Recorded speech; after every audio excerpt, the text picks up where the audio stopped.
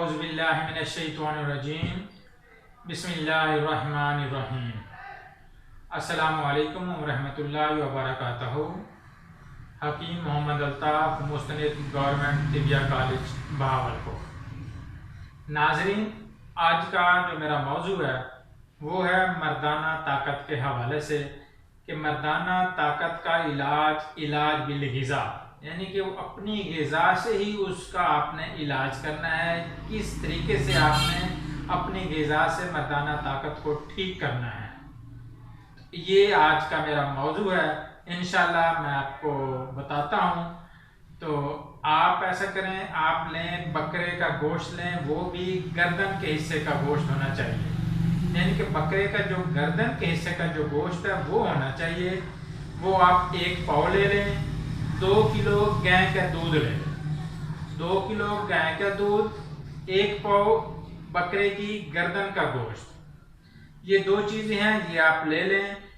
दूध के अंदर बकरे का जो आपने 1 पाव गोश्त लिया है वो आप डाल के हल्का हल्का उसे चूल्हे पे रख दें कि वो पकना शुरू हो जाए।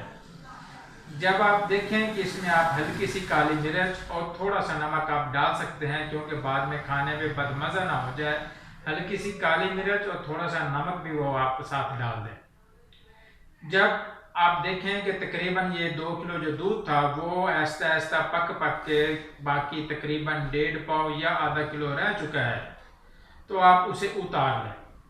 उतार के ठंडा होने दें। जब वो ठंडा हो जाए तो उसमें जो 1 पाव गोश्त है उसकी जो बोटियाँ हैं वो आप निकाल के वो आप खा लें। खाना खाने के बाद बाकी जो दूध वाली मलाई बची होगी उसे आप चम्मच के ज़रिए वो आप नोश फरमा लें।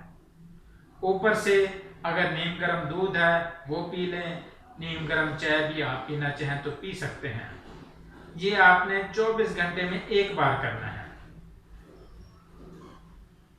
ये आप तकरीबन सुबह के वक़्त बनाएं, रात को खा लें या असर के वक़्त खा लें। 24 घंटे में 1 बार ये काम करना है और आपने ये मुसलसल 15 दिन आप खाएं।